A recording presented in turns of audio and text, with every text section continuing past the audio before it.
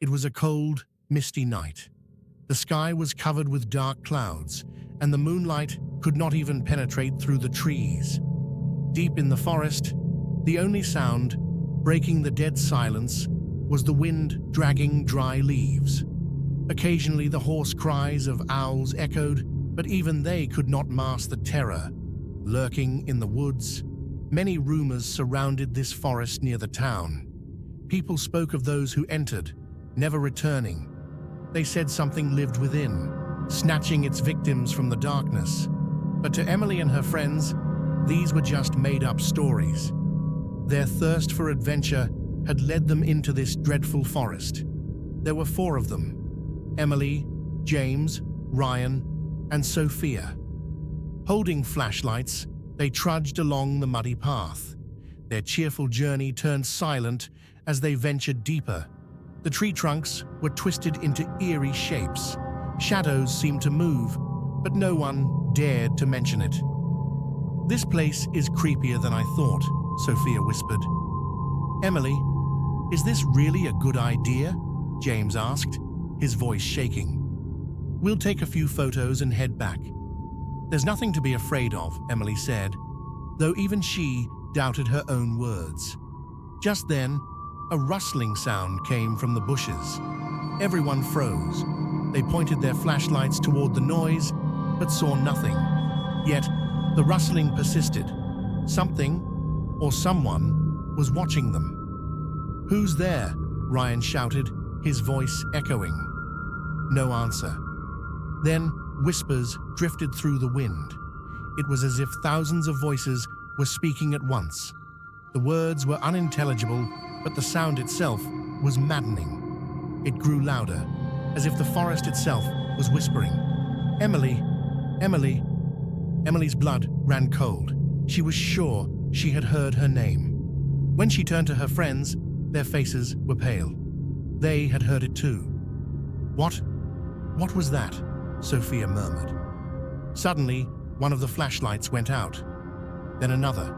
The darkness consumed them. They shook the torches frantically, but the light never returned. Their breathing grew heavy. The air thickened. As they stepped forward, the ground beneath them felt as if it was shifting. A scream tore through the silence. Ryan had fallen, but he couldn't get up. Something was holding him down. His screams were blood-curdling. His friends tried to pull him up, but then long, black fingers emerged from the darkness, grabbing Ryan and dragging him into the depths of the forest.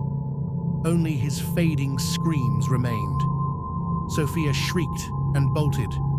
Emily and James ran after her. The forest seemed to be closing in on them. The tree trunks twisted even more, their branches turning into clawed hands. The narrowing path felt like a labyrinth. Suddenly, Sophia stopped. Emily and James crashed into her as a massive figure loomed ahead. It was a shadow. Its eyes glowed in the darkness. As it leaned toward them, their breath hitched. It had no face, only a twisted, horrific grin. Sophia couldn't even move before the darkness swallowed her whole. Her screams ceased instantly.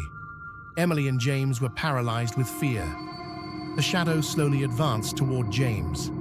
As Emily backed away, James's body convulsed. His eyes rolled back. Within seconds, his voice choked off, and he too was devoured by the darkness. Emily was gasping for breath, her heart pounding.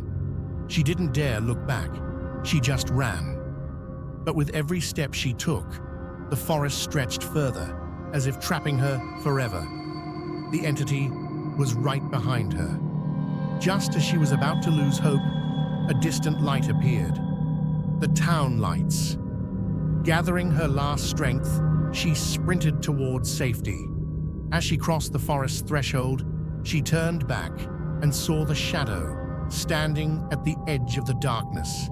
It could not follow. Emily ran toward the town, surviving the nightmare, but she knew she could never bring her friends back.